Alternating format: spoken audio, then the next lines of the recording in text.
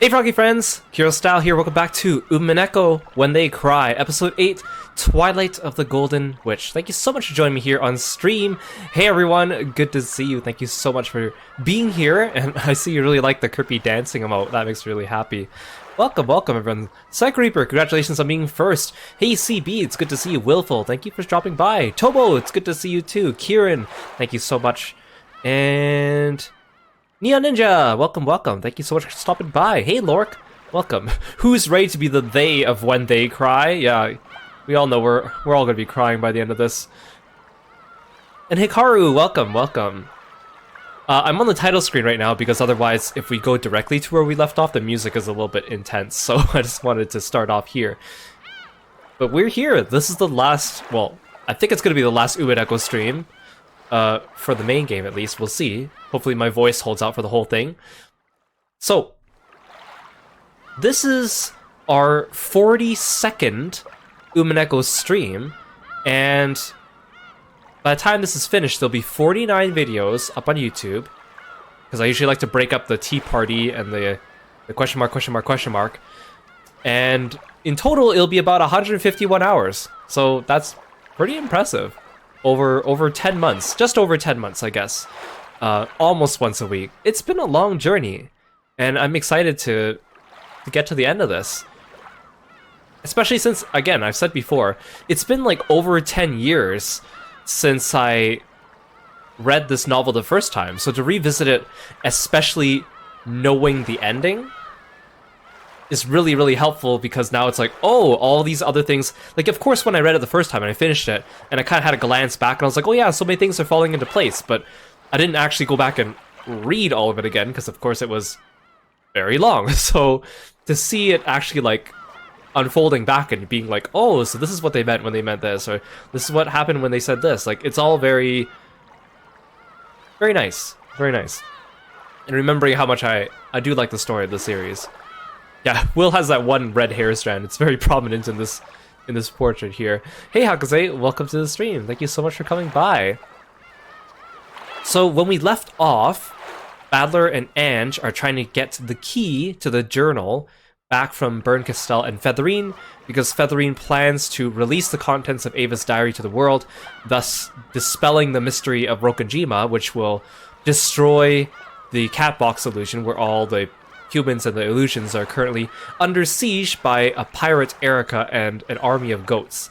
So we're getting close to the end, and yeah, just like the other episodes, there's going to be the tea party and the question mark afterwards too. So a lot of stuff to get through, but it'll be great. It'll be great. And then after we finish the whole novel, I'm going to summarize the story of Umineko, because obviously it's very complicated and it's hard to sift out like the facts from the fiction. So I've actually like written a little summary that I'll talk about at the end to kind of confirm a bunch of facts and straighten out a bunch of things that might be a little bit hazy. Alright, let's get going. We have a lot to get through today.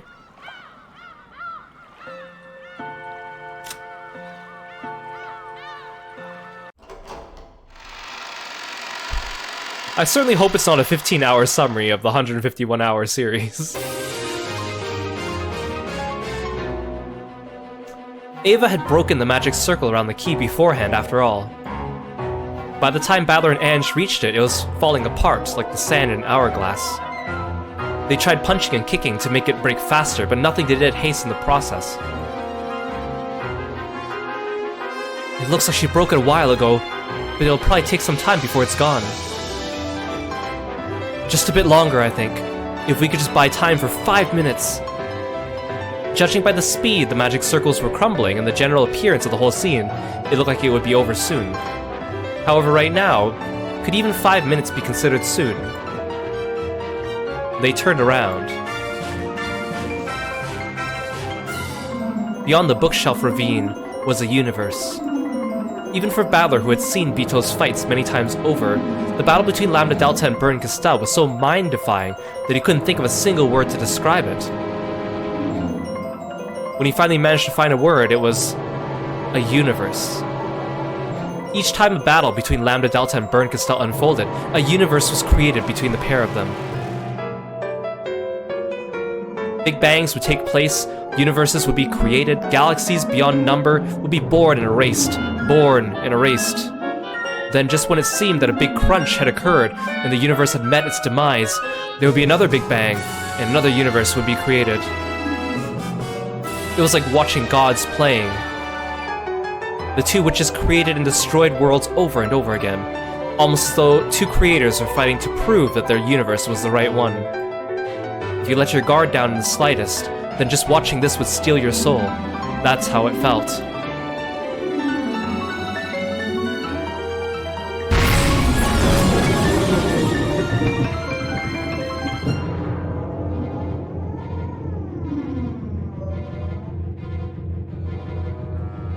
We'll be able to get the key back any second now. Then it'll be possible to go back to the Golden Land with the fragment Lambda Delta gave us, right?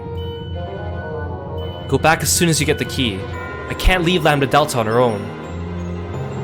You're going to jump into that fight? I can't leave her on her own. Their fight may defy common sense. However, they're perfectly and evenly matched. So, if anyone jumps in, even a single weak human like me, something might break. A perfect balance maintained by two great powers can easily break by adding even just a little strength to one side.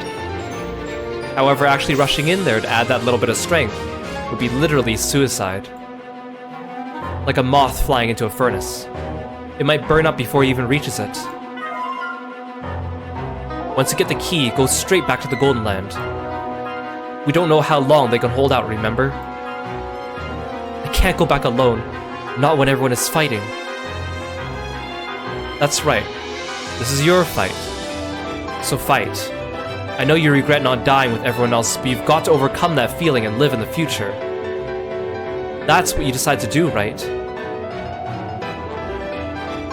Ange had no words to respond with. Her brother and everyone else would probably die. So she wanted to die in the same place and at the same time as everyone else. However, that could not be allowed, and she mustn't wish for it. She had already made up her mind. She had sworn to live in the future, without turning back to look at everyone's deaths. When you get back to the Golden Land, show the key to Bito. Bito will show you two doors. Then she'll give you an easy puzzle and tell you to open one of them. That's the last game on my game board. Two doors. Of the two, one will lead you to the future. Don't worry. I'm sure you won't choose the wrong one now. Also, once you go through it, don't turn back until the door closes. Why can't I turn back? When the door closes, you won't be able to see our fate anymore. In other words, we'll be shut inside the cat box. A fate inside a cat box has endless truths. That's right. We might have lost pathetically, or we might have made a miraculous comeback and survived. In other words, if you, the Witch of the Future, are sent into the future without witnessing the end of our conflict, we'll still have a chance of victory. However, if you keep on looking at us, you'll see when we get annihilated. That'll put the odds of our defeat at 100%. So to give us a miraculous victory, you must not turn back once you go through that door. Got it? Yeah. So I'll go and help Lambda Delta. If you go back to the Golden Land after seeing me walk off like a hero, that's how my story will end for you. The end of your battle will be sealed in a cat box, so you certainly won't lose. Exactly. So don't look back. You'll have the key soon. You've got to go back to the Golden Land like your life depends on it. So real quick, I have one message for the you of the future. Don't forget it and engrave it in your heart. Okay. Okay. No matter what happens, never abandon the hopes that keep you alive. All of us are always behind you. If you just believe, we can speak to you. Believe it. If one thing is certain, that's miracles happen when you believe. At that moment, Lambda Delta and Burn Castell were wrapped in a massive explosion. Surely one of them had delivered a powerful blow. There were no further explosions, so that strike must have decided the match. When the smoke clears, who will be left standing? The magic circle sealing the key still needed several minutes to dissolve.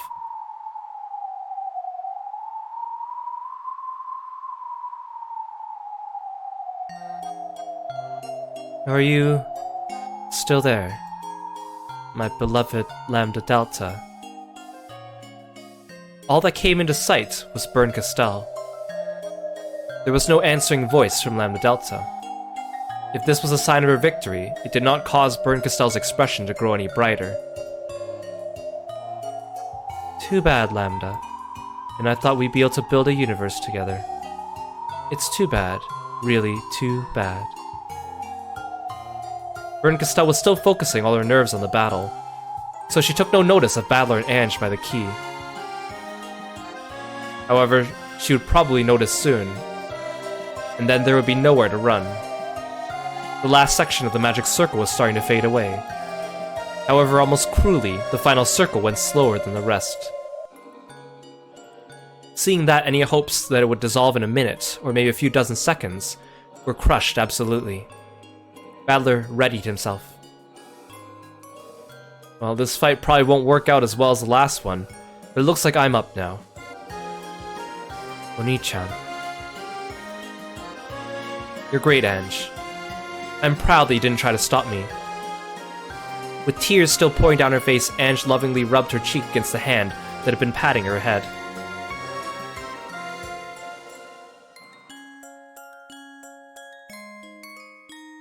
I've got to gather the kitties again.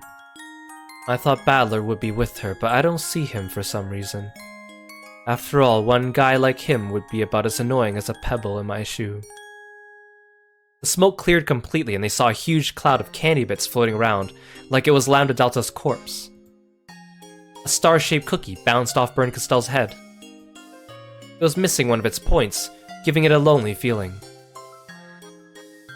Lambda Delta. Live with me. We'll become a single universe with you inside me. Kirostyle chewed the cookie and swallowed it. This way we'll always be together. I love you, Lambda. Me too, Burn. Kirostyle's stomach suddenly swelled like a balloon. The bulge rose from her stomach to her throat, then exploded like a firework from her mouth. From Kirostyle's mouth spewed fireworks, sparks, fragments of candy. You really should fix those habits you've had since you were a cat. Here's a hint. If you find a piece of candy lying on the ground somewhere, don't pick it up and eat it.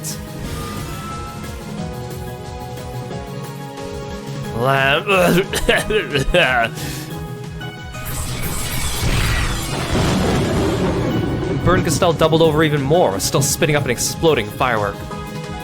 The birth of a small universe from that sweet had hit her directly from the inside of her stomach. Even Kirostyle couldn't withstand that. As Kirostyle repeatedly vomited fireworks so violently that it seemed her guts would spill out, her body flickered in and out of existence, and she glared at Lambda Delta with a terrifying expression. Her body was flickering because she had taken so much damage that even maintaining her form was now difficult. How slovenly, Burn. Your body's falling apart.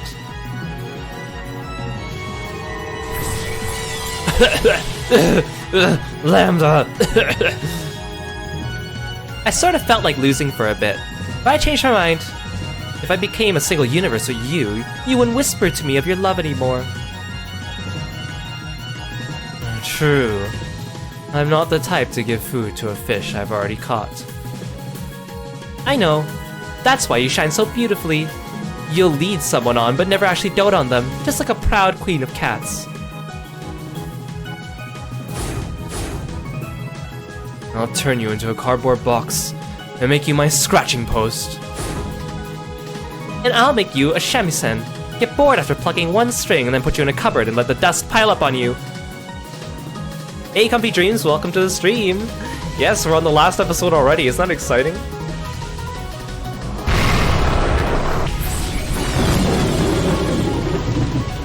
The goat tsunami had swallowed up everything, but sea spray was still flying about. The reefs resisted the ocean that was trying to cover them, and were smashing waves left and right. The Seven Sisters of Purgatory and the Inquisitors of Heresy, specialized in close-range combat, were rapidly building a mountain of corpses. You love how some of these sound like analogies, but none of them are actually analogies. Isn't that crazy? The witches fought hard too, but they would have preferred to fight at distance if they could. Illusions alone wouldn't be enough. In these battle conditions, all the humans were thrust right into the center of the fight. Everyone in the Ushimiya family displayed a fighting spirit equal to the witches and guarded their backs. Even humans are not powerless. They have guns. If the goats supported fantasy, they could use these as the ultimate anti-magic weapons. If the goats supported mystery, they could use these in a much more obvious way. Those .45 long Colt bullets delivered fatal wounds to each and every goat they struck.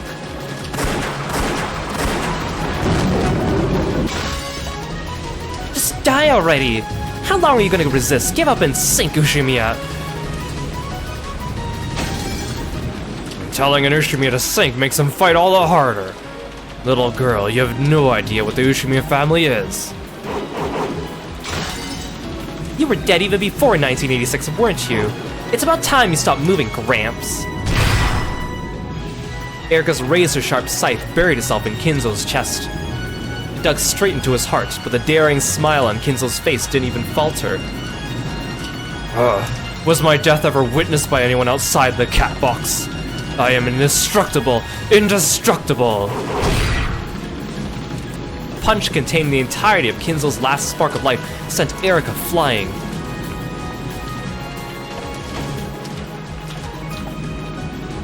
Father, are you okay? Overcome my corpse. The Ushimiya family never turns back. As Erika tried to deliver the finishing blow, Kraus stepped in between them, blocking the way. Yeah, Super Saiyan Kinzo. I will be your opponent in Father's place. Oh? If it isn't the incompetent investing expert, it's pretty impressive how you managed to find all the worst bets, losing your money so quickly. And yet even I remember to tie my shoes. Huh?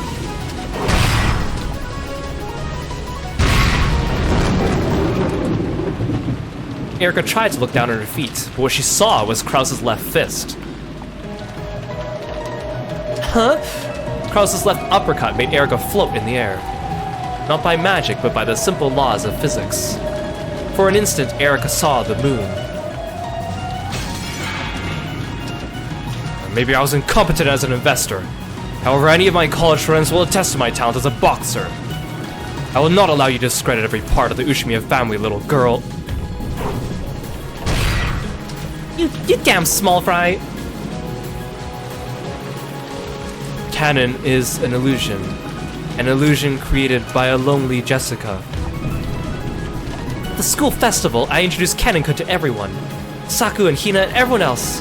All my friends can testify to that. Don't make assumptions about our relationship based on your own imagination.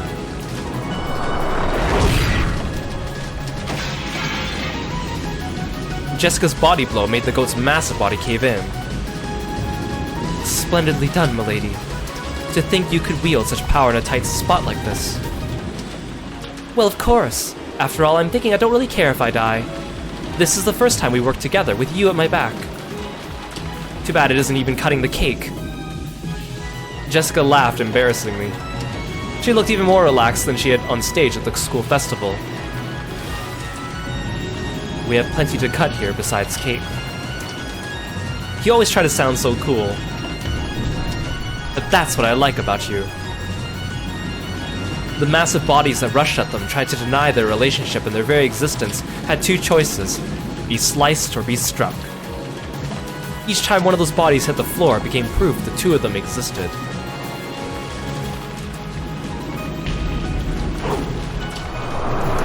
Shannon is an illusion. George is an anti-social shut-in. Their love itself is an illusion and doesn't exist. George-sama, look out! The goat's long-sized fist buried itself in George's face. This was the middle of a massive, confused battle. There was no way to dodge an unexpected attack like that. Huh? An antisocial shut-in, huh? Very well, say what you wish about me. George had indeed been hit with a fist right to the center of his face. However, he didn't bend over backwards, not even an inch. The goat started to wonder what it was he had hit. Hadn't he punched a human made of flesh? It was as though he had slammed his fist into a steel wall, and it was his fist that was hurting.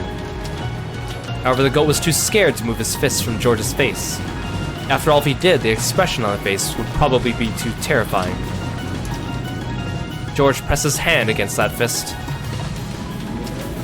Probably could get testimony from my old classmates from school. Yes, I was an antisocial person. However, there's one more thing they'll tell you, something far more important. George was only grabbing the goat's massive fist in his tiny hand. However, that fist was being crushed as though it had a vice around it. Even though the other hand was tiny, the goat couldn't even move its fist. Ushimura George never fought for himself, no matter what happened to him. He was a coward who ran away from all threats. Everyone will tell you that. However, they won't tell you they never got into a fight. I accepted the fact that someone as pathetic as me would be bullied. However, never have I let anyone provoke or challenge anyone who treated someone as pathetic as me. Like a friend.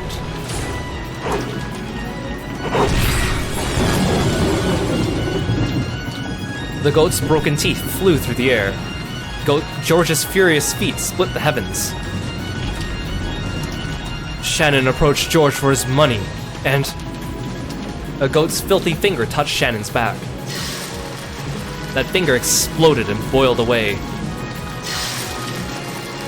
My love for George-san is true and pure. George-san must have kept all the letters I wrote for him. Read those and you'll have your proof. You can write anything in a letter. The contents of a single letter are no proof of true love. A blazing red light charred the goat's entire body. Shannon slowly turned around, her face full of rage and contempt. Pitiful spectator, ignorant of love. You have no right to read a mystery, much less a person's heart. Disappear.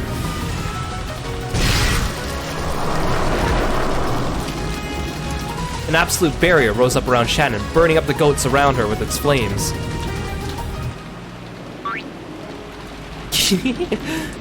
Yeah, maybe we are dead, but that doesn't give anyone the right to criticize us. No one can deny the love Maria and Mama shared.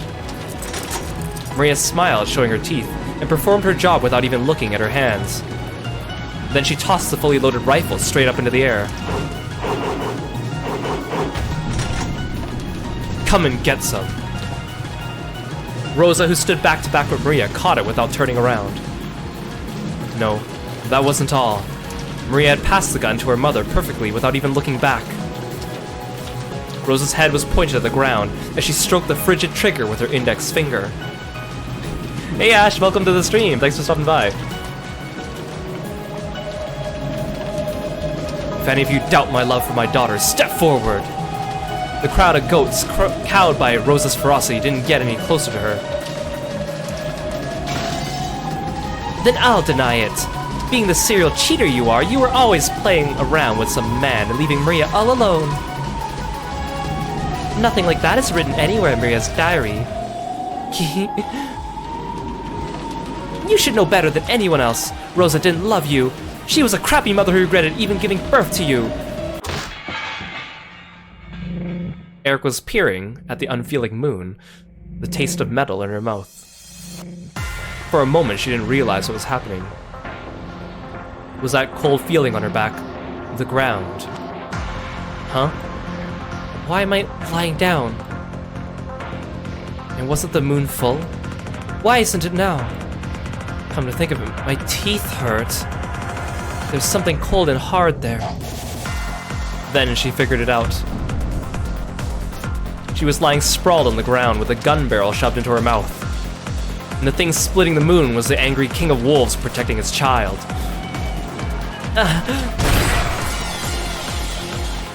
The The gun barrel exploded inside her mouth, shattering her medulla oblongata. But it was only her afterimage. What a terrifying woman you are you really human? Erica, who had escaped death at the last moment by leaving an afterimage, found a metallic flash right before her eyes, which had been there even before she reappeared. The fountain pen went straight through Erica's eye, crushing it. Of course, that was another afterimage. However, when Erica escaped and reappeared somewhere else, a heel was already there waiting for her. From the goat's perspective, several afterimages of Erica seemed to be appearing at once, all of which were pierced by Rosa at the same time.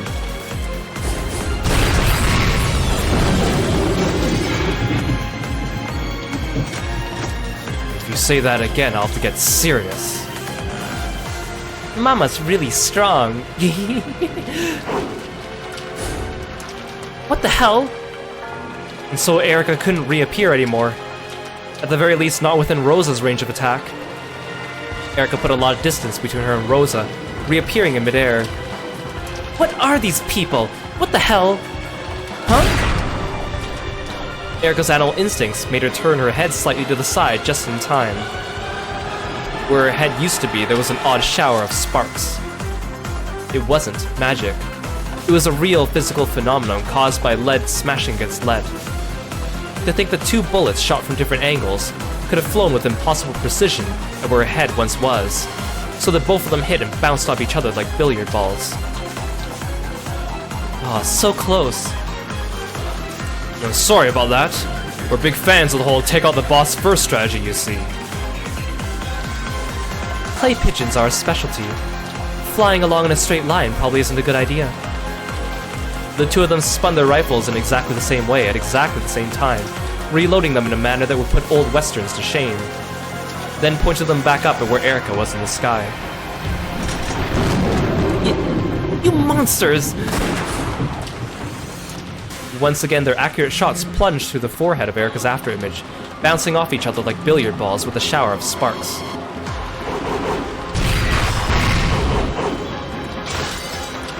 This time, Erica appeared far behind them. She had to admit it. She had been forced to escape to a place outside the range of those guns fired by humans. Then the light from the moon was blocked. The place she had fled to so rapidly exploded, sending chunks of rubbish flying. A massive longsword had been plunged into the ground. It was Delanor's. Oh, if it isn't my old friend. She had dodged by a hair, but this bulky, brutal longsword was more of a cannonball shaped like a sword than something for cutting with. Even though she dodged it, the blast of air pressure made her eardrums throb. Delanor was serious. She seriously intended to smash Erica to bits. What's with the scary face? Can't you try and act a bit, I don't know, cuter? Do you find this enjoyable? Destroying people's dreams and illusions. Of course it's enjoyable. What do you expect an intellectual rap artist would do? You are an evildoer, and yet I used to believe you were the sort of evil worthy of sympathy. I never asked for your sympathy. Not cutting you down immediately upon our meeting. That sin of mine is what brought this day to pass. Delanor's hair bristled with rage. The sightless expression on one of her old friends pinned Erica to the spot. My friend, allow me to free you before you can suffer. I will not let you bear any further sins.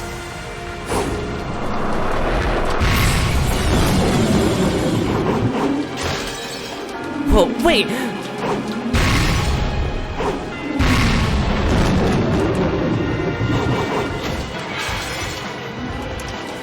The force of anger that welled up from Delanor's whole body struck Erica. Or rather, the swirl of blasting wind from Delanor's massive longsword sent her flying.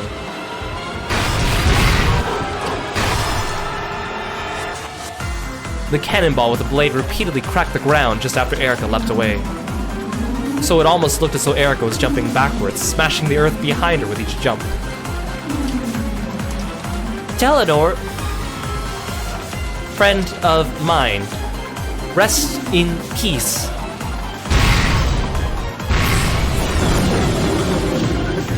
The great longsword split the air again, pulverizing the ground. However, this time, Erika was nowhere to be seen. Where did she escape to? Erika had broken the barrier of the Golden Land, landing on a ship whose bow was barely in sight. Practically speaking, she had run away. Fully aware of this, Erika howled, her face contorted with humiliation. Her shoulders heaved with her breathing, and she even forgot to fix her hair. The scythe fell from her hand and landed with a clank to the floor. That sound brought her back to her senses. Stupid goats! What are you standing around for? Open gun ports! Load concept negation explosive rounds. Disregard aiming procedures, fire!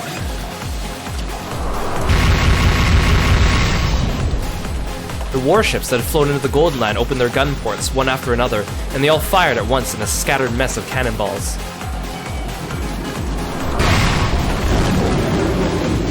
The hundreds of explosive rounds they fired would negate the concept of anything or person they touched, smashing them into little bits and setting them ablaze with flames. The battlefield full of writhing goats became a fiery hell.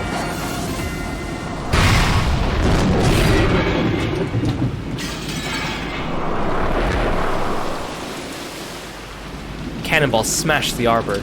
The once beautiful garden maze was burned down bit by bit, and the fleeing gold butterflies were wrapped in flames, burning into nothingness like little scraps of paper. This was no longer a battlefield where two sides fought for victory. It was just a confused, hellish pot of boiling water. The Golden Land was being torn apart. The once beautiful rose garden was filled with explosion craters, and its rose petals were scattered about without pity.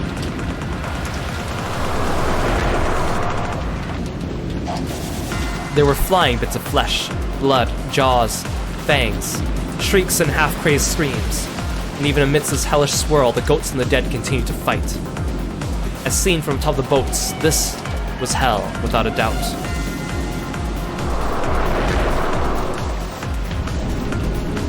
All ships, drop anchors! When Erika yelled, the goats on the boats ran around frantically, and one by one, massive anchors hanging by chains were thrown from the ship's bows down to the earth below. These anchors smashed through not only the ground, but the bottom of the Golden Land itself, digging in with their wedge-shaped tips. Erika! Oh, Beatrice-san. This battle's so huge it had me worried. I thought I might not be able to find you before the whole thing ended. Beatrice landed on the front tip of the warship, facing off against Erika who stood on the bow.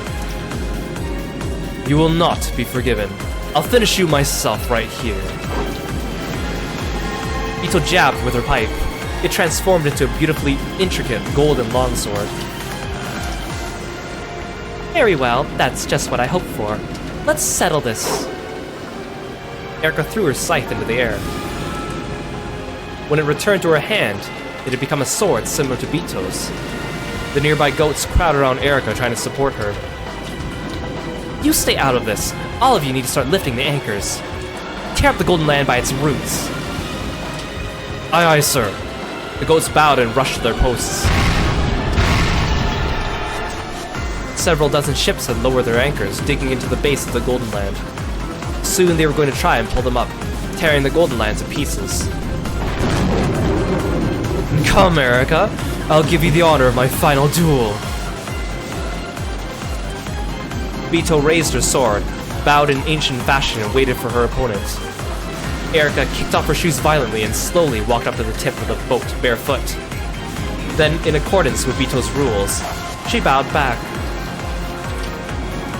It was a duel on the prow of a ship that pierced the sky. Below, the crowd of goats was being blasted away by indiscriminate cannonballs, burned up and crushed in the panorama of this world's end. By now, it would be stupid to wonder whether anyone from the Ushime family was still alright. Yes, it truly was the end of this world. The end of the Golden Land. Ground to dust, filled with flames, the gold and rose garden was burned spectacularly, with bits of fire and golden splashes flying about. The ground creaked as fissures ran through it. through to the base of the Golden Land. All the ships started pulling up on their anchors at once. Crowds of mighty goats used all their monstrous strength to lift them. The anchors that dug into the Golden Land's base spread cracks throughout the entire Golden Land. Yeah, the art looks really great. Could you imagine them trying, if they ever did make an Umineko Season 2 anime, could you imagine them trying to animate all this? Like, how would it work? Even the manga, like, barely is able to capture this. It's just so nutty. Not just the ground, but the air itself was filled with cracks, and shards of gold fell down everywhere. The Golden Land's end was adorned with flames of hell and streaking golden fragments with fiery red and ephemeral gold. Atop the boat's prow, Vito and Erica looked down on this, their swords crossed and sparks flying between them. Hey Aramon, welcome to the stream, thank you so much for coming by, it's good to see you.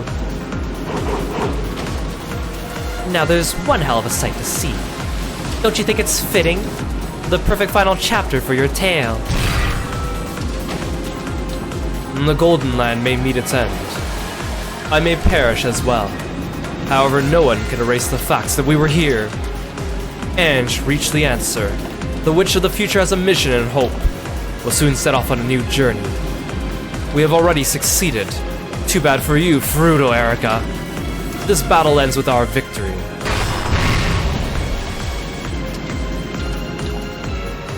It was a duel between the Master of the Illusion, called the Golden Land, and the Witch who controlled Truth. The earth split behind them. The Golden Land was torn up. The cat box, known as the Golden Land, was ripped apart, and the nothingness below peeked out through the cracks. The scrambling crowd of goats fell through the gaps and were swallowed by the sea of nothingness. Vito's friends were among them. They helped each other, lent a hand to each other, unwilling to sacrifice anyone until the final moment. Still, what a romantic and fragile illusion is the end of the world.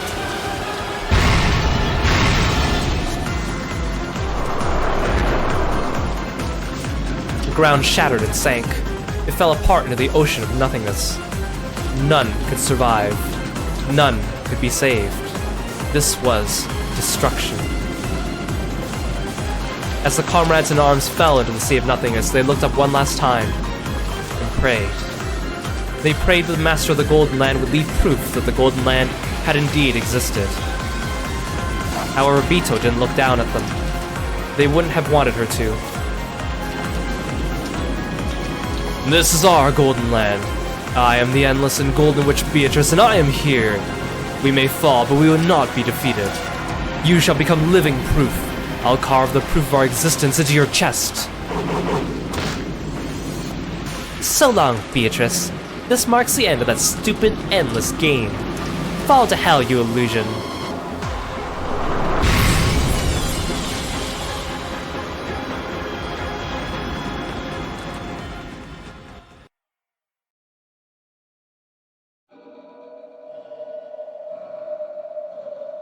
Lambda Delta and Burn Castell's fight to the death had passed through its phase as a dynamic clash of fireworks. It was now a clash that was quiet and motionless. These two witches, who possessed power on an entirely different level, may have truly been equal in strength. The battle could only be resolved by mutual consent if one of them lost interest or found some reason for wanting to lose. Since both were putting all their effort into the fight without yielding a bit, they were absolutely and completely equal.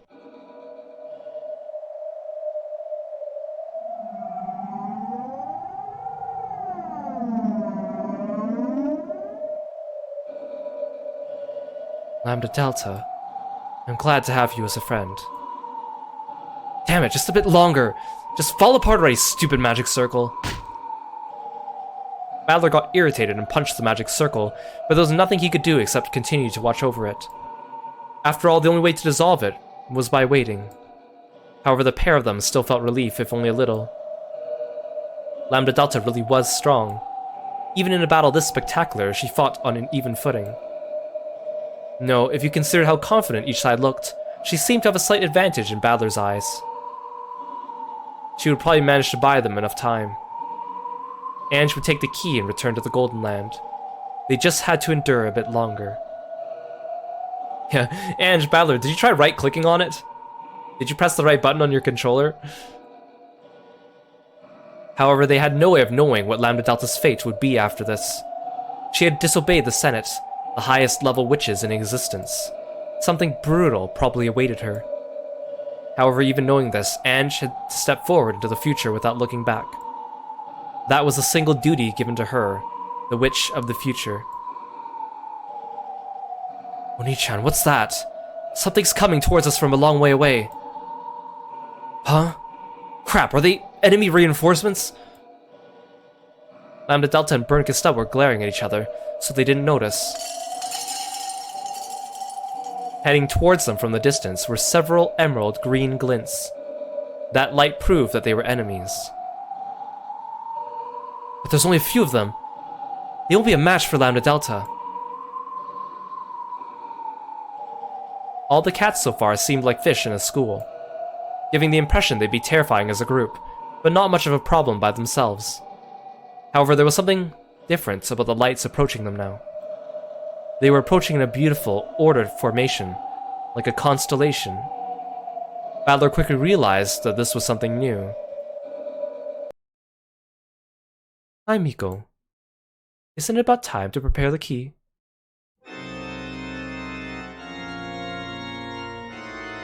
Just by her tone, Battler was able to tell how great a witch this was. The black cats that surrounded her in a graceful and systematic constellation were all wearing large capes with elegant designs. It looked as though great overlords from many worlds had been transformed into cats, leaving only their capes untouched. What Battler imagined was quite true.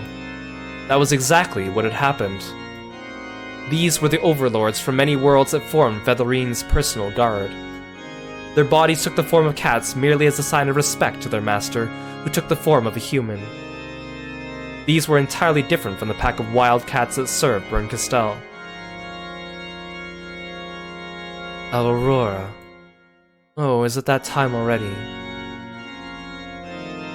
When holding a party, it's important to keep your guests waiting for a fitting amount of time. It is, however, not something I am particularly fond of. As she said this, her eyes flicked to Lambda Delta. The latter bowed hurriedly. Though Lambda Delta grinned, she was also sweating, her brow furrowed with tension. How long has it been, Lady Lambda Delta? It's a pleasure to see you, great Lady Aurora. This is no place to entertain one of your position. Did you get lost on the way to the party? If so, allow me to guide you there myself. That would be an honor, great Lady Aurora. Vedorine Augustus Aurora, the legendary Great Witch. It is said that she surpassed the level of witches, becoming a creator, and that upon reaching this forbidden plane, she was cursed with a deadly ailment. However, in life, she had once turned her pet cat into a witch. They say that the second witch wanders the Sea of Fragments endlessly, searching for any fragments that can revive her master from the pits of death called boredom, if only for a moment. And so the cat revived her master, revived the sacred witch who had reached heights none should reach. Just as witches look down at and mock humans from a higher world, calling them pieces on a game board. So she looks down at and mocks the realm of witches from an even higher world, calling them pieces on a game board. If a witch's strength is measured by the height of the world they are capable of reaching, then she was like a witch come back from the realm of the gods, one who had touched the highest forbidden heights and survived. Was there any chance of winning against her? No. Lambda Delta was unable to choose either victory or defeat by her own will. Literally hearing boss music. My Miko, would you mind playing with your friends some other time and getting back to work now? Prepare the key. Okay. The simple, naive way cats forget their errand partway is their true charm.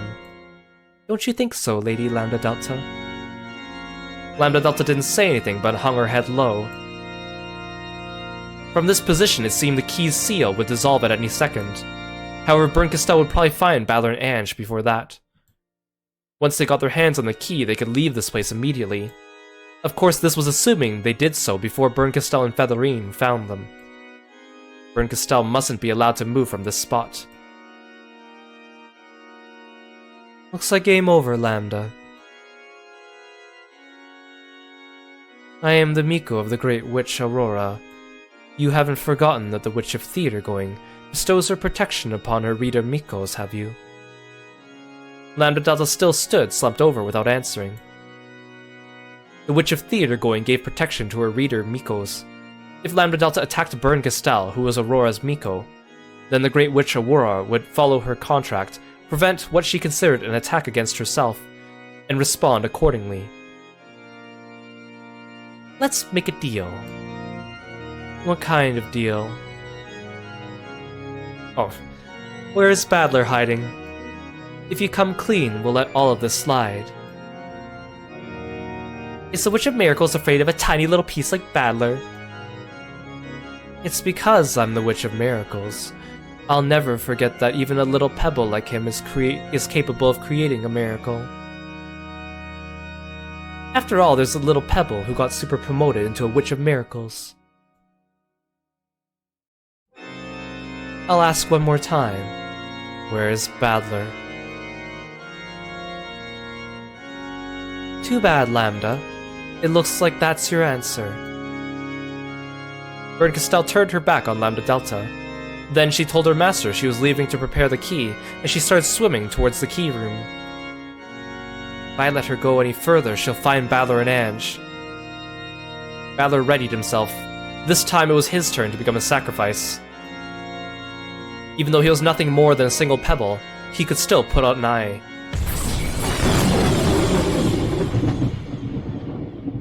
A candy firework exploded right in front of Bernkastel.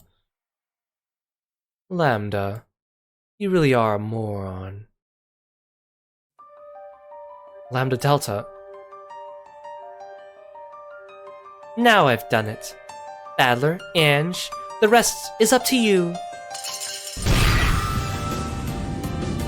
The cat overlords changed their formation, becoming a ferocious constellation that surrounded Featherine. Then each drew the most terrifying of magic circles from their respective worlds and began to chant. I am slightly confused, both by you, my Miko, and Lady Lambda Delta. What sort of sideshow is this? It looks like Lambda wants to stop me from going to get the key. Oh. What would the point of that be, I wonder?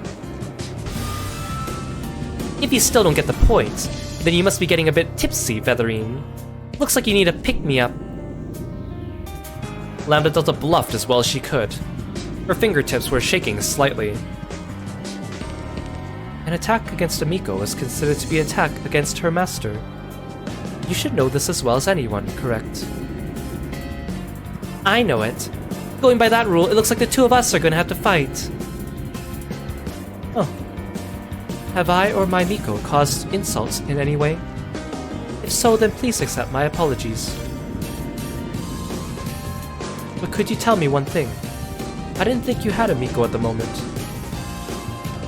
But could you tell me one thing? I didn't think you had a Miko at the moment. How long have you had one? As for that, I've got a ton of them already. 30 or 40, I think. Maybe even more. I, Lambda Delta, will handle any fight picked against one of my Mikos, no matter who the opponent is. All of them are certain that a happy ending will come. As the Witch of Certainty, I can't abandon people who work hard and believe with certainty like that. Yeah, Featherine's being terrifyingly polite. Aw, but Lambda's fighting for all her friends. I can't say I dislike this tale of yours. It would be worthy of my viewing. However, I am not a spectator at the moment, but a performer. I know that you are my Miko's close friend, so I will give you one warning. Remove yourself from the stage. I will prepare a special seat for you in my audience seating. I've been thinking about which is more interesting, your tale or the one I've been watching. And your conclusion? Adler's tale is 100 times better. Sorry, but I'll be getting Best Supporting Actress this year. Hey, you guys!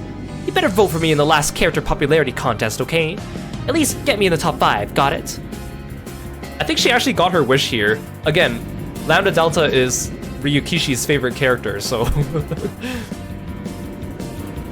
Who are you talking to? As Lambda Delta pretended to joke around, she calmly focused on that one weak point she could see. If she had a chance for a single attack, then a 1 in a billion shot at victory existed. It was that horseshoe-shaped memory device floating around Featherine's head. Without that, she couldn't preserve her own existence.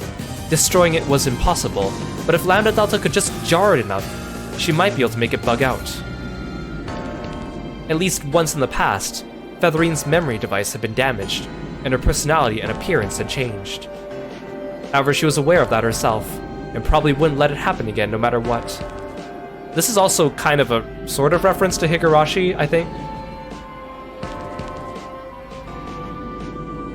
Very well, Lady Lambda Delta. When you finish your script, feel free to send it in whenever you wish. The script is simple, just one line. The fantastic cute Lambda Delta-sama took out the evil mastermind Aurora in a single shot.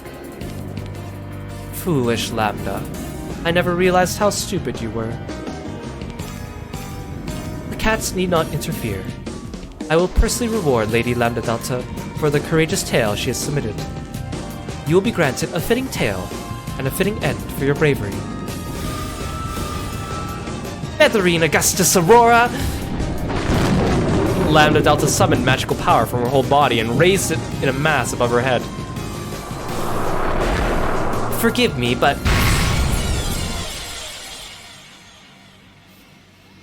Then the world's time stopped.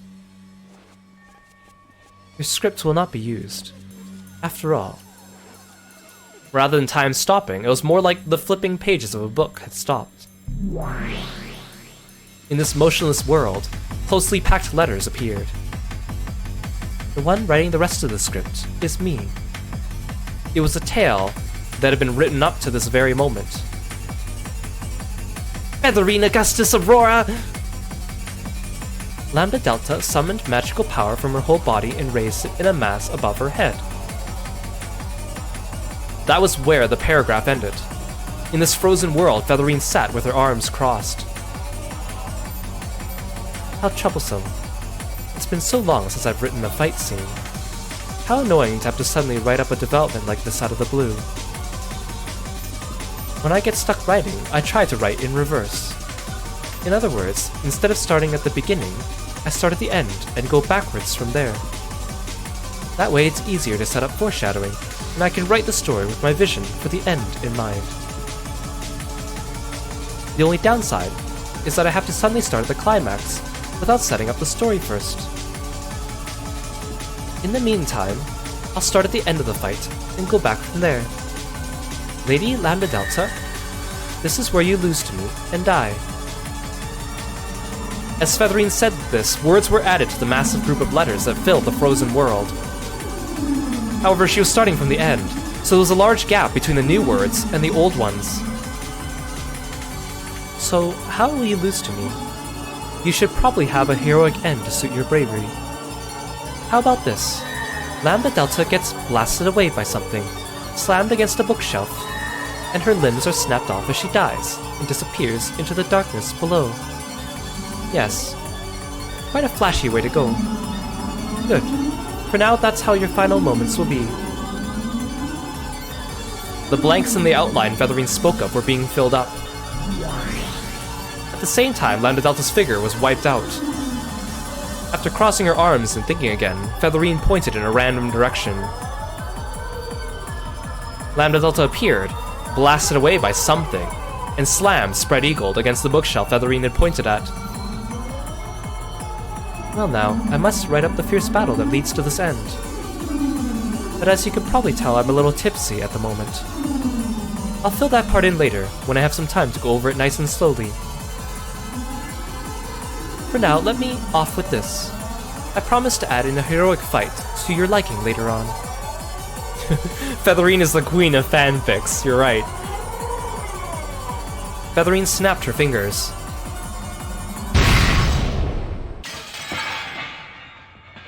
Lambda Delta had no idea what was going on. Before she could even blink, she was suddenly here, being slammed against the bookshelf. What is this? She couldn't comprehend the something that Featherine had killed her with. However, that was only natural.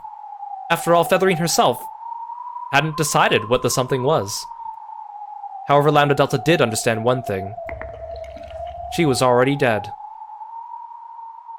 Streams of blood dripped from the corners of her mouth. Then lines of blood appeared on her wrists and ankles, her elbows and knees. She looked like a marionette doll of herself. What killed me? Precisely, Lady Lambda Delta. Let me know if you have any good ideas.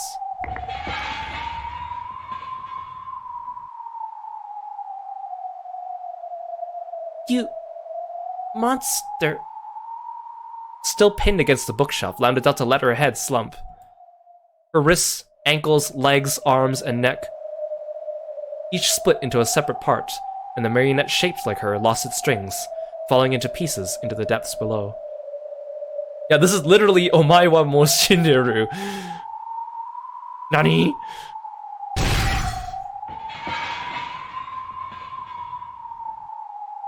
Nothing remained. It was all swallowed up by the darkness beneath them. A monster, she says. Quite a compliment for one such as I.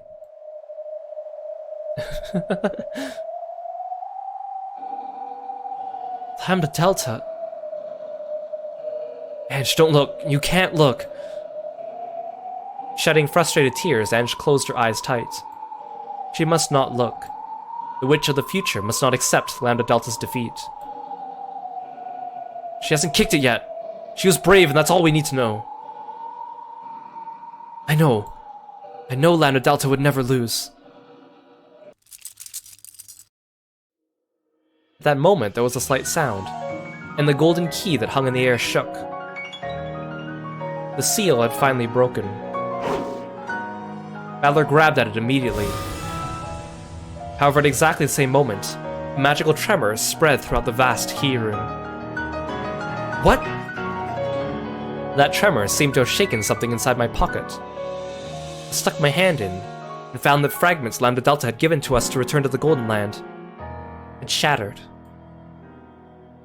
Damn it, Lambda's fragment is... We were so close to. Now there's nowhere to run. Burn Castell. If Lambda had been a little cleverer, she probably could have bought you 5 more seconds. Then you would have at least taken that key and escaped to the Golden Land. Looks like the Miko suffers too when their master's a fool.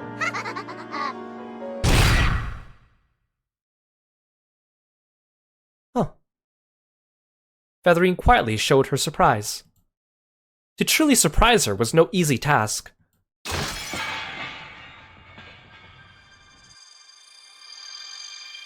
The Witch of Miracles, who boasted that no one could even step on her shadow unless she wished it, fell. After taking Battler's right fist to her face, she fell.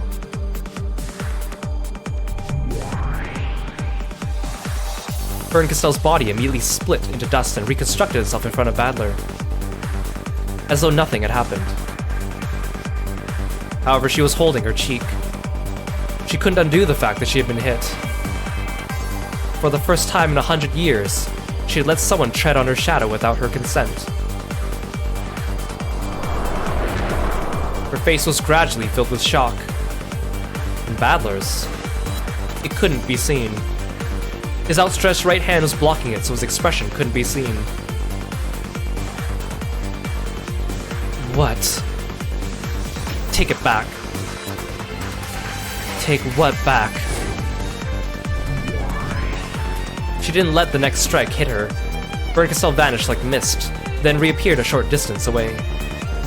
However, Battler only missed by a hair's breadth. Not because she had intentionally made it happen, but for real. It hurts. It hurts. It hurts. Finally, she began to truly feel the pain of being punched in the face. For too many years, she had forgotten the very concept of pain. Very slowly, it was coming back to her. It hurts. It hurts. It hurts. It hurts. Bernkastel writhed in anguish, holding her cheek. That feeling, forgotten for centuries, seemed to be hitting home hard. Battler looked at her. Their eyes met. Once again, Bernkastel remembered the emotion she had forgotten for hundreds of years.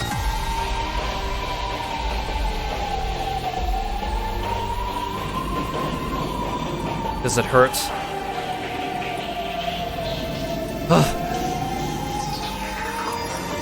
The pain you caused by ridiculing my friend is greater than that. And then, she shuddered.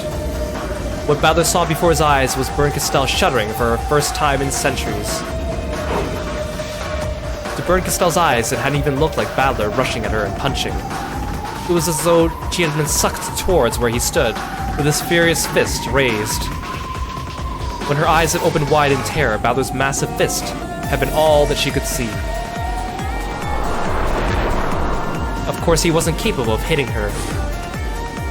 Bernkastel was just like a shadow.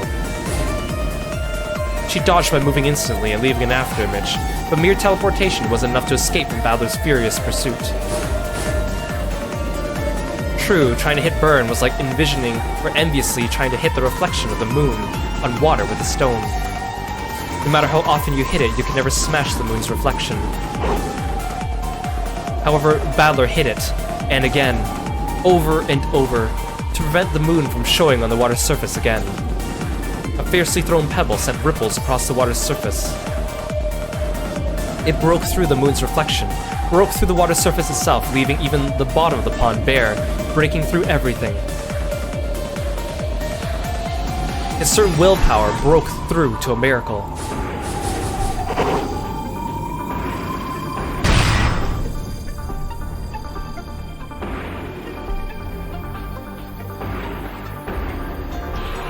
Backwards kick that Battler shot out without even looking behind him split through empty space. In that space, Bernkastel reappeared with a foot in her gut.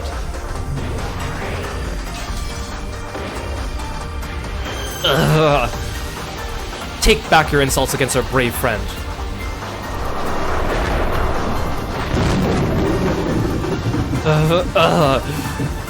The Witch of Miracles fell. For the second time, she fell. Once, it would have been a miracle. Things that happen more than once aren't miracles anymore.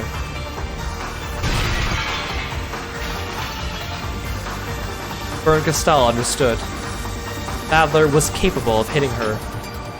Then she fell, was slammed against the floor, got up on her hands and knees, and vomited.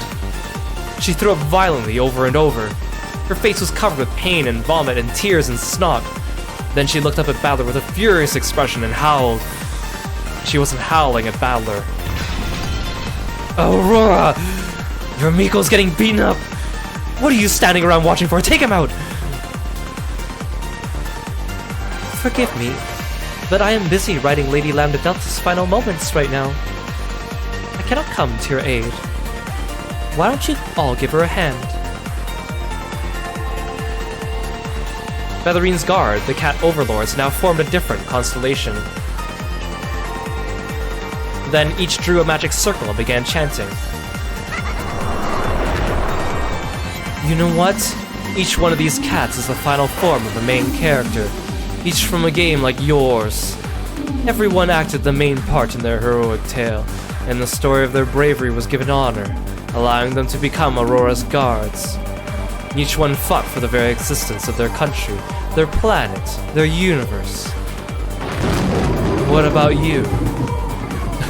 At best, you've just been playing around with your little sister and some imaginary witch. These main characters are on a totally different level from you.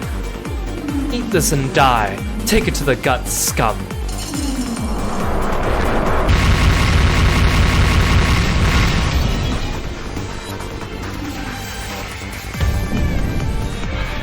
Oni-chan!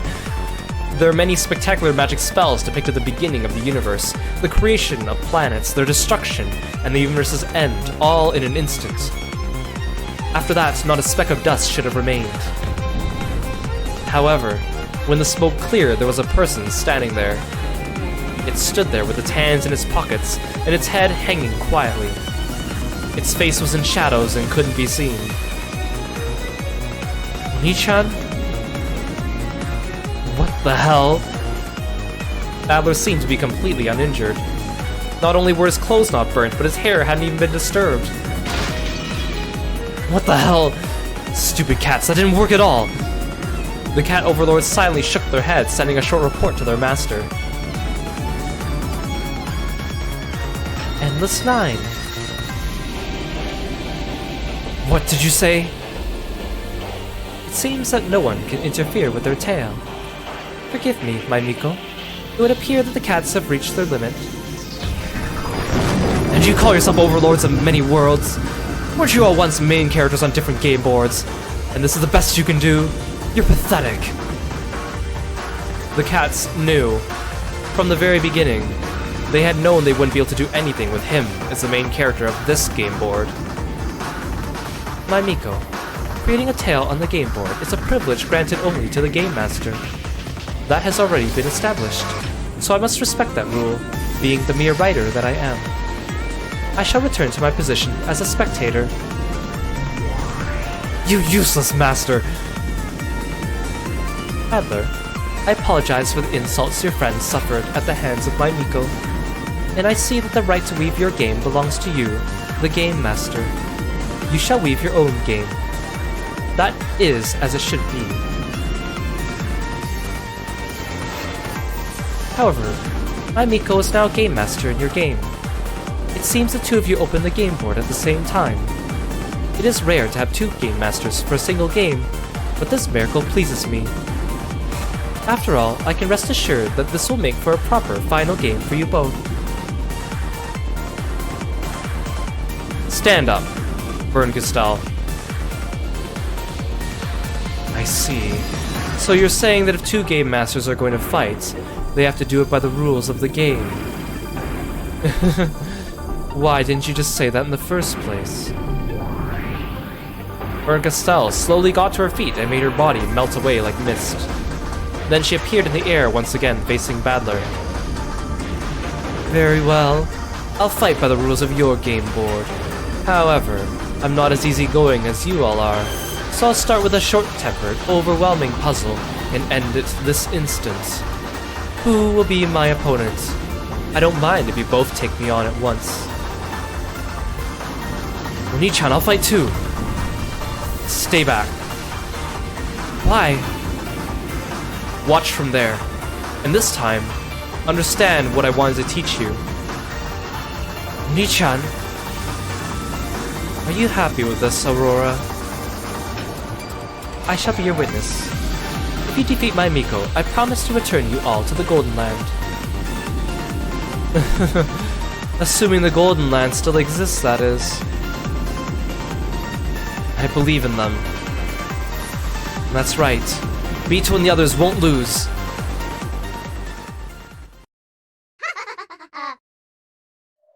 In that case, we better start with the bad news. Erica, you can make your report now. Come. When Kirostyle snapped her fingers, Erica appeared with a bow. Pardon me for the interruption, my master. Sorry, Erica. How inconsiderate of me to keep you waiting when you came bearing good news. No problem. Rejoice, my master. I have come to inform you of the complete destruction of the Golden Land. Liar! The Golden Land has been totally destroyed. I'm here to report that it's collapsed and fallen into the sea of nothingness. Not just the humans, but the illusions as well have been completely annihilated. Liar! I won't believe it. Then allow me to make you believe it. Take this, my master. Erica humbly presented an object wrapped in cloth. It shone with a golden light. What's this? A golden apple? This is the heart of Beatrice, master of the Golden Land. Vito! Kirostyle pinched it between two fingers, held it aloft and gazed at it. Even like this, it's still beating. You're so cute, Beatrice. The game board that you are might be opened again by someone. You still believe that, don't you? It's okay, Oni-chan. We didn't see Beto get defeated. This is some sort of trick they're using on us. A trick to make us lose our morale. Or maybe it's a trick of Beto's. She changed herself to pretend that she's been defeated. There's no way that Beatrice, that everyone, the Golden Land could be destroyed.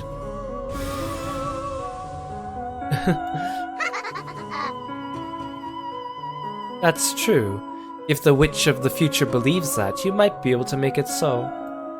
So let me show you. Look closely, Witch of the Future from 1998. Castell threw the golden heart into the air like an apple. Then with the blood-red blade of the scythe that appeared in her hand, she split it.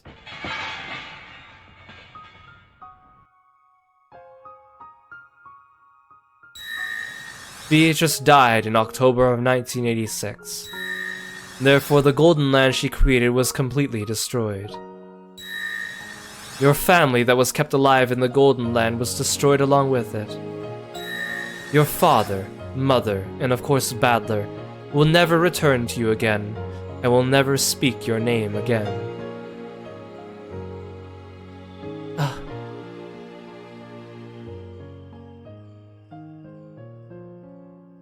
The Witch of the Future has the power to interpret things how she pleases and overwrite what happened. However, there is just one fact she can't overwrite, no matter how much she struggles. And that is death. You cannot overcome any concept of death, be it physical or mental. It is a single blade of truth with which witches of the past can strike down witches of the future. That won't stop me, I'm red-green colorblind. That won't stop me because I can't read.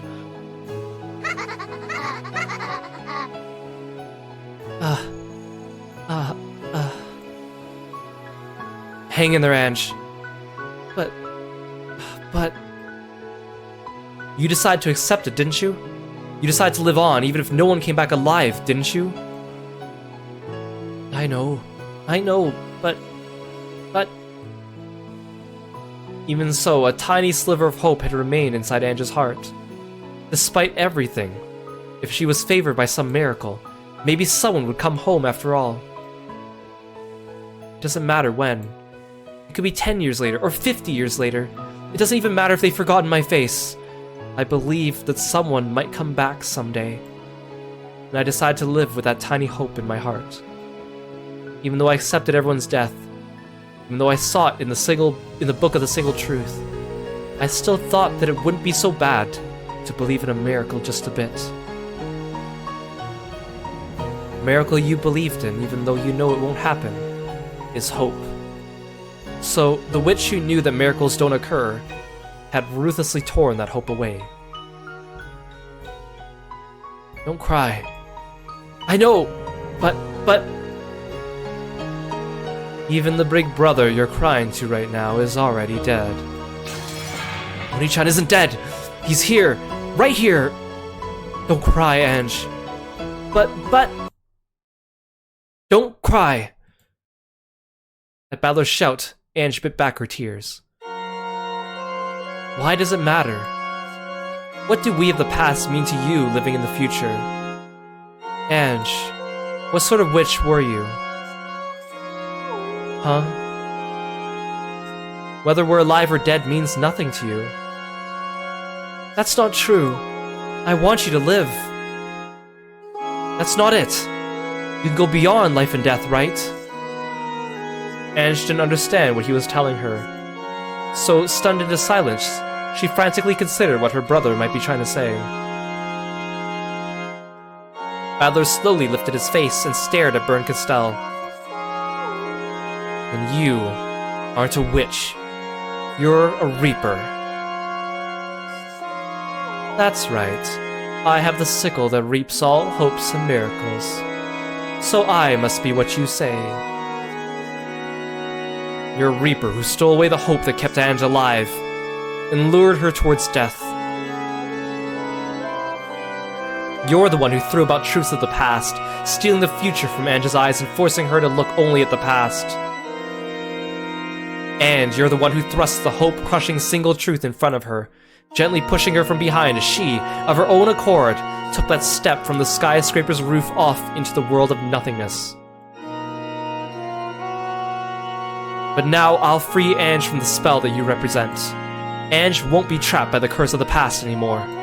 She'll step forward into the future, but not into the emptiness of the abyss that you're trying to lure her into. Ange will live strong in the future starting in 1998. Humans are wretched creatures who walk into the future while staring back into the past. That's why they easily plummet into pitfalls and flip over like comical fools. Come, Kirostyle. A witch of the past like you can't block the radiance of the future.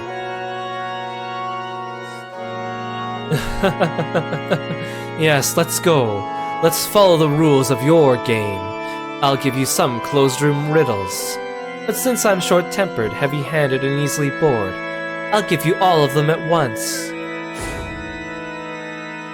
Kirostyle spread her hands, and it seemed as though a halo or angel wings were spreading out behind her.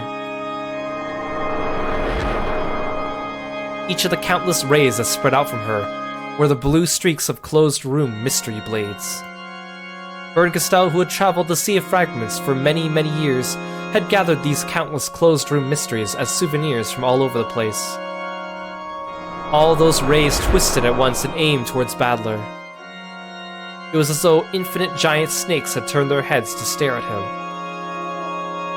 If you failed to shoot down even a single puzzle, then this is goodbye.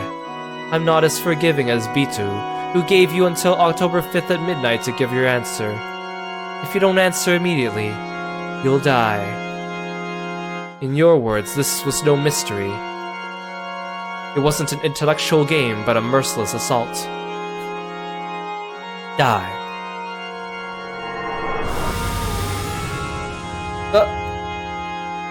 All at once, hundreds of guided lasers known as mysteries shot at Badler.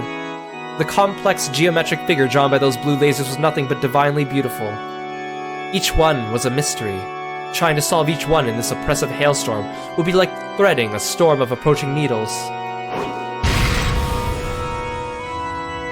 Badler flew freely through this vast space, dodging the beautiful blue streaks of mysteries. He shot them down one after another.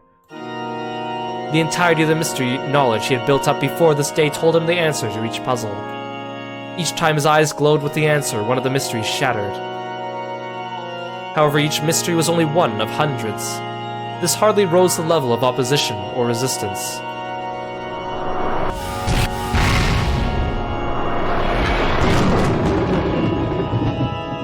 Oni-chan, it's impossible! Run! There's no unsolvable mystery, just like there is no inescapable fate. Oni-chan! Watch, Ange. Don't miss what I'm trying to show you. By now, the bundle of mysteries looked like one giant snake with blue streaming behind it. Badler skillfully dodged it, precisely splitting many of its fangs off one by one. Even though he knew his resistance was useless, like trying to pick up all the grains of sand on the beach one by one. Not bad. Classic mysteries were your specialty, right? Then what about twists on the genre? Let's see if you can handle more and more mysteries from all times and places. Even though Badler was still fighting the giant snake, wings appeared behind Bird once more. And they gave birth to 7 more huge snakes. It looked now like a great dragon with 7 heads. Ushimiya Badler, it's true that you're a very avid reader and an expert on the mystery genre. But you're still young. There's a limit to how many books and mysteries you could have read. Learn that this world is filled with countless riddles and tricks that you've never heard of.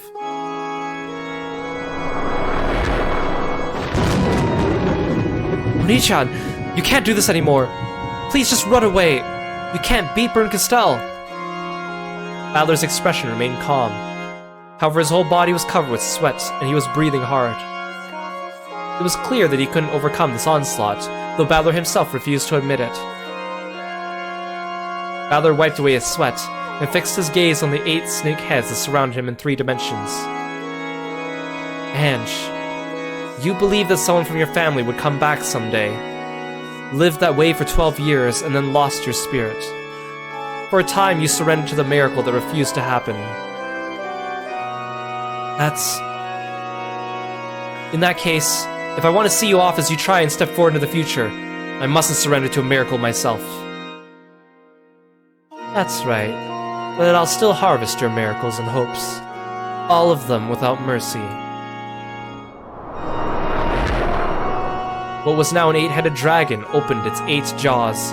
It looked for weak points from all angles, hoping to swallow Battler in a single gulp. He wouldn't be able to dodge any longer. Ange-san, if you're expecting a miracle, then I have some bad news for you. Huh? Ito has now been completely destroyed, and it's even been announced in red. Do you know what that means? Since Bito has been destroyed, the Golden Land has been destroyed as well. That means that everyone has vanished. In other words, you no longer have any friends who can conveniently show up and save you from this pinch. Bito had been destroyed, and that's been confirmed in red. Therefore, no one else could come to rescue them. Even Ava was a resident of the Golden Land. After bravely breaking the key seal earlier on, she had probably hidden away somewhere.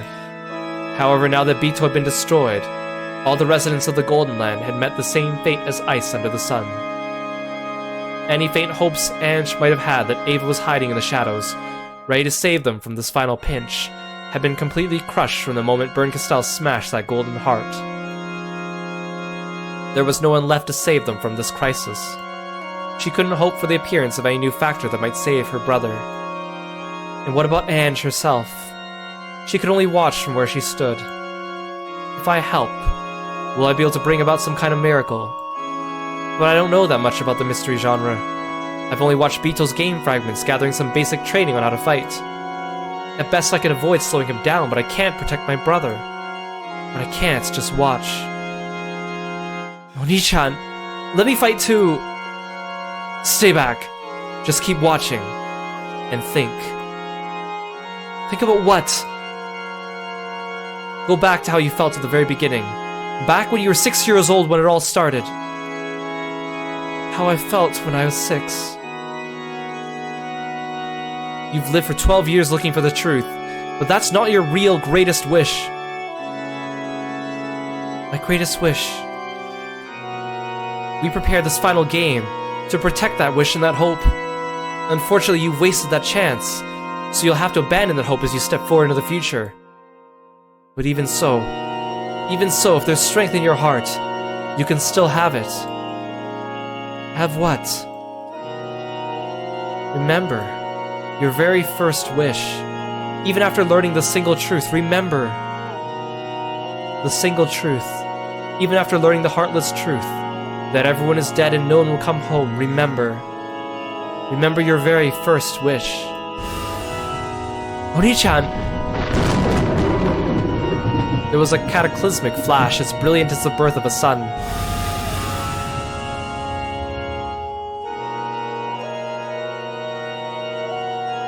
All the palely glowing snakes ran through Battler. He was stained red, surrounded with a cloud of blood. Then he stumbled, and in the end he looked at Ange. Ange couldn't say anything in response. The light in Battler's eyes faded, and slowly his body began to fall. It reached the ground and gently landed like something settling on the ocean floor.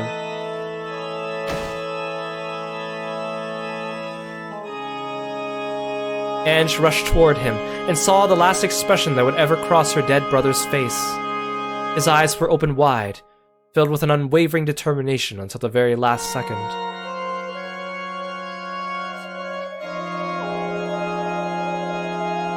Was Ange-san ever that good at mysteries? She's nothing compared to Battler. The waving snakes raised their heads and surrounded Ange. Ange had no blades to fight with. She could only cling to her brother's dead face, saying his name over and over. This is a surprisingly boring ending. I guess that's checkmate.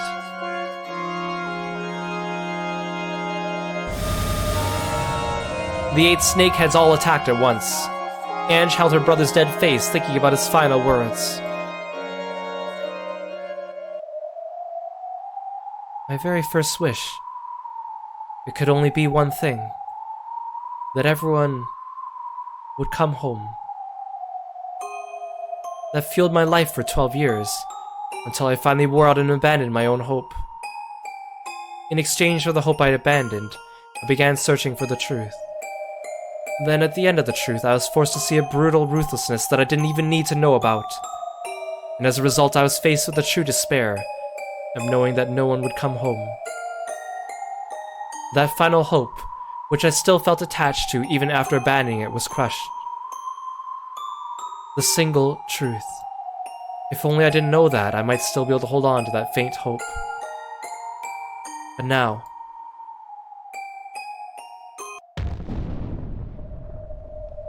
you could still have it. If there's strength in your heart, you could still have it.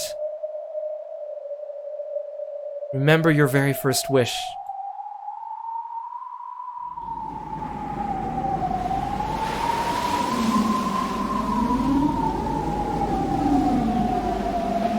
Thanks for calling Kirby Lord.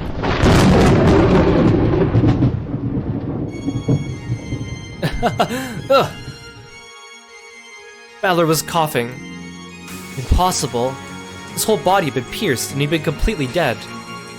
For him to cough would be too much of a miracle to be possible. What? Why? Balor died. So why? Why was he revived? Balor rose to his feet slowly. Though blood still dribbled from his mouth, his expression was fearless. However, Ange didn't stand up. She kept sitting, her head lowered. Well, that was a nice warm-up. Shall we get started, Burn Castell? Time for round 2.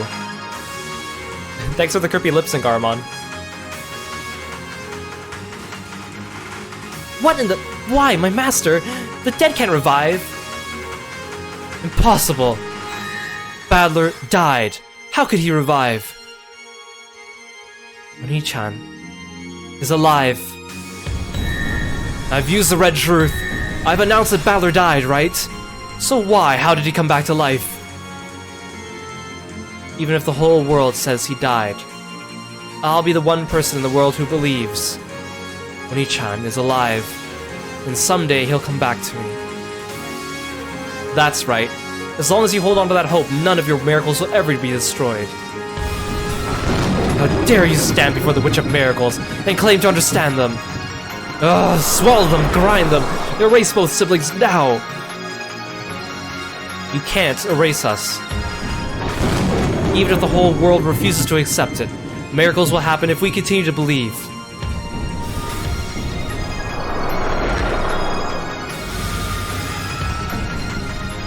The 8 wriggling snakeheads transformed into a massive whale jaw and swallowed everything. There will be no miracle. You can't open your heart to anyone who exists. So die. You're wrong. Everyone will protect me. The cruel whale of mystery that tried to swallow everything was gouged deeply by a massive wedge. This deeply pounded wedge could only be used by those who had a talent of deep love for mysteries.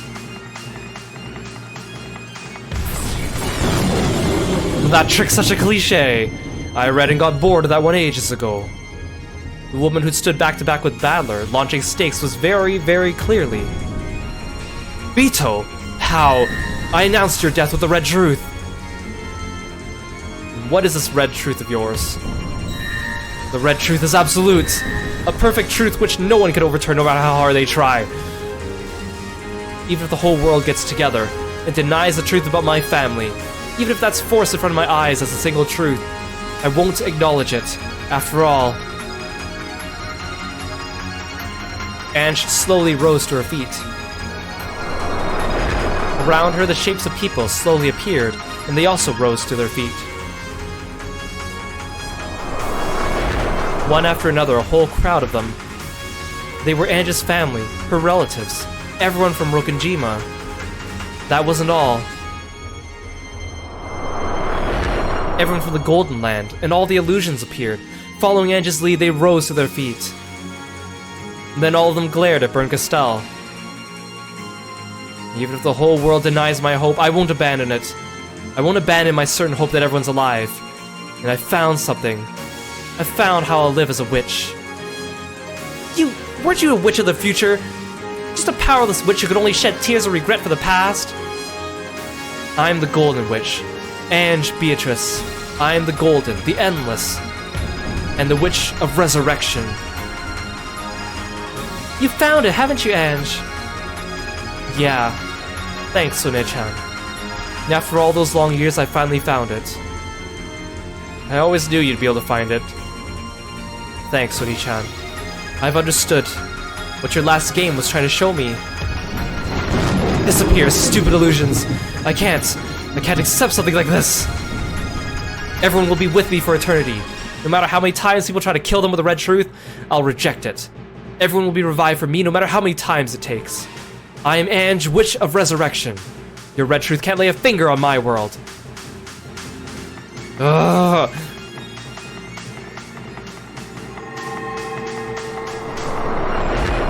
Ange, or rather Ange and her family and her friends, all fired off golden streaks at once.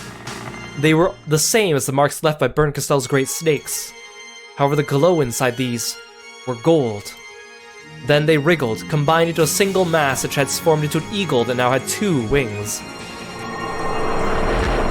It wasn't one-winged anymore.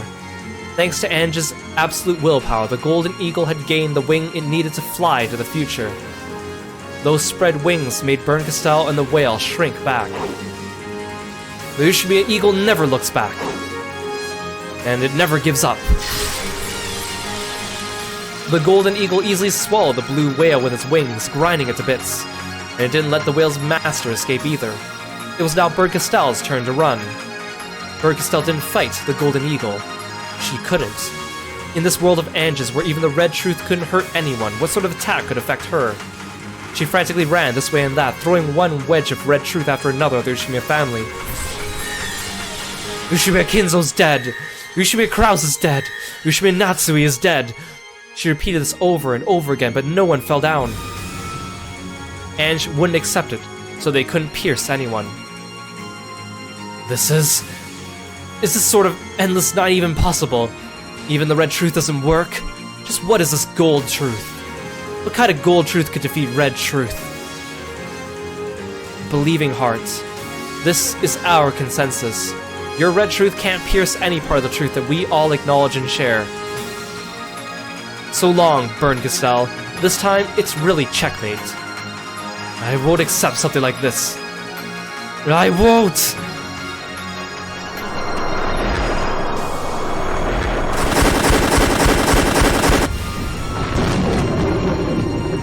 The massive golden eagle finally swallowed Kirostyle whole. Then it slammed to the vast ceiling, and there was an incredible explosion accompanied by an earthquake. From the cracked ceiling, along with many falling chips, a single black cat plummeted and slammed against the floor. Erika ran up to it, repeatedly calling out to her master, hugging it. Then she realized it was still breathing, and simultaneous expressions of relief and shock rose to her face. Don't worry, I won't let you lay a finger on my truth, but in the same way I won't lay a finger on your truth. She looks like a wet mop. Call it a good scolding, free of charge. Bito, don't act too cozy, my big brother. I still haven't accepted your relationship, got it? It was quite bold of you to revive me, fool.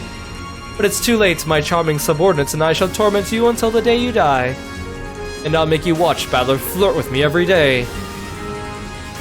Ah! Oh, that's pretty convenient.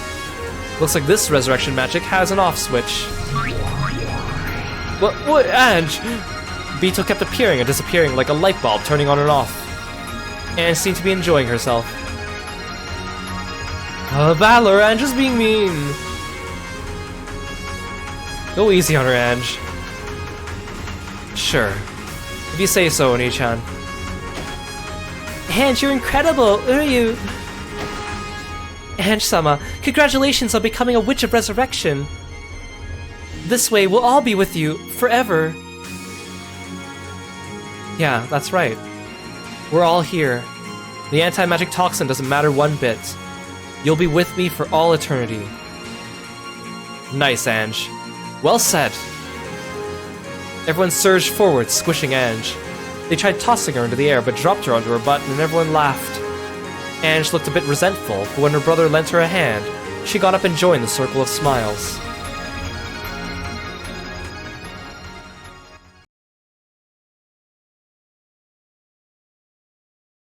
A quiet applause greeted them. Featherine, their witness, had acknowledged their victory, and was clapping for them. Splendidly done, Lady Ange Beatrice. In celebration of this miracle, I bestow upon you the title of Lady. The tale you weave was quite entertaining. Thanks for the stretch, Lork.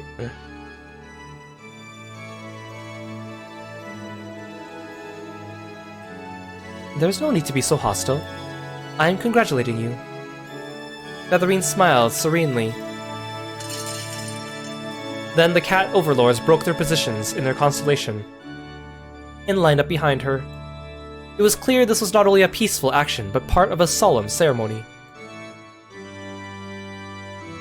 You have defeated my Miko, and I thank you for sparing her life. As you could see, she was my cute pet cat, who never ceased to save me from boredom. If she died, boredom would overcome me as well. The true strength of this being, who referred to Birdcastel as a pet cat, had already been made clear during her fight with Lambda Delta. Even so, Ange spoke. I won't forgive you for killing Lambda Delta.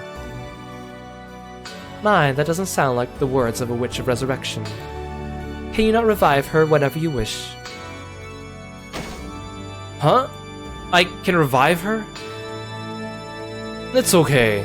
I'm sure that Lady Lambda Delta has been revived somewhere thanks to your power. There's no need to worry. Indeed.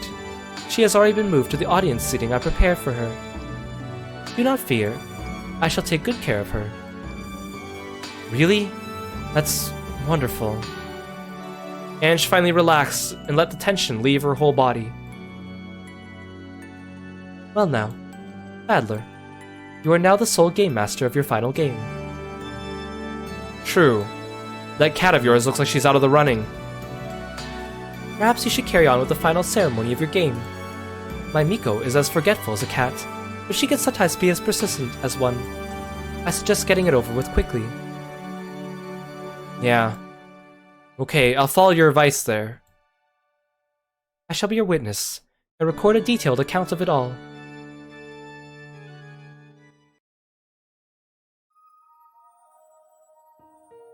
Final ceremony. So even this game is about to end. Adler nodded silently. Then he stepped out for the crowd and motioned for Ange to follow him. As Ange passed by each member of the Ushimiya family, they cheered her on, giving her words of encouragement. Adler took out the golden key and handed it to Ange. It now had the same glint it had possessed when he had first given it to her.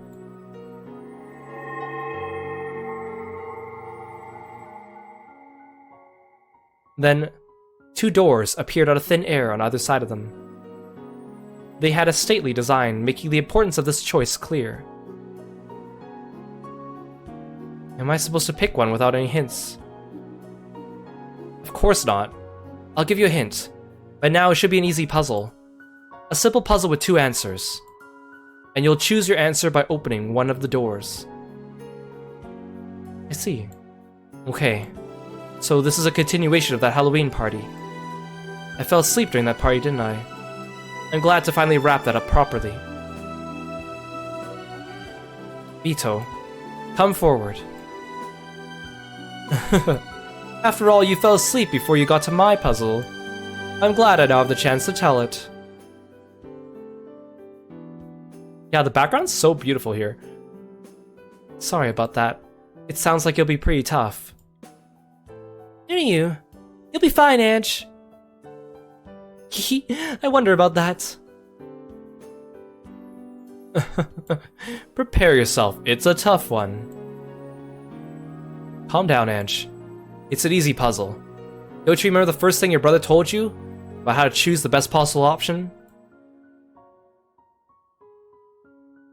Adler, you're giving too many hints.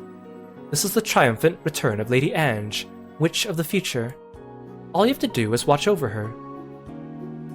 True. Then I'll hand it over to Bito. I'm counting on you. Indeed. Then let us begin. Okay. Ange gulped, and then stared up at the witch's face. The witch held out her left hand, bringing it close to Ange's face. Then she slowly spread her fingers. Look carefully at my palm.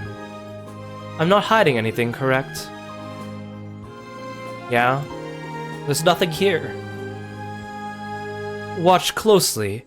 I'll make a fist, and then stretch out my index finger. She stretched out her index finger and held it right in front of Ange's eyes.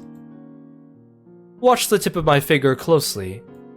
Ready? It'll be fast. The witch rapidly lifted her index finger high into the air, pointing at the heavens. Just as Ange looked up to see the finger raised high, it swung down as though trying to dodge her gaze. In that manner, up, down, left, right, then left again. Ange, feeling as though she'd lose if she couldn't keep up with the fingertip, swung her face this way and that, looking serious.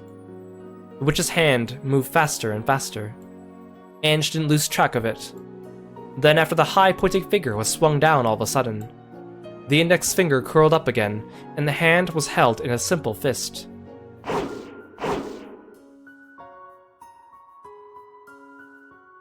Ready?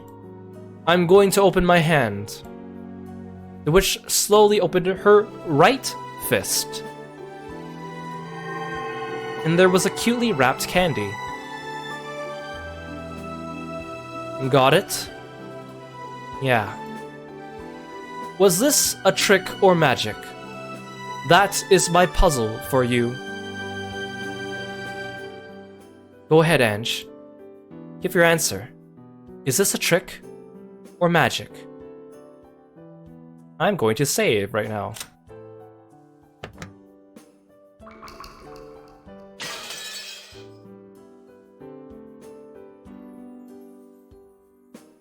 I know what the answer is.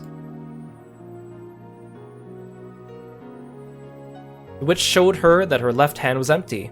She made a fist and waved her hand around. When she opened her right fist, there was a candy there. Well now, was this magic or a trick? So at this point, Umineko actually has two endings. One if you choose magic, and one if you choose trick.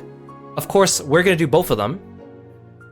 But I'm going to start with the trick ending, because the trick ending, it makes more sense to end on the magic ending. And you'll see why.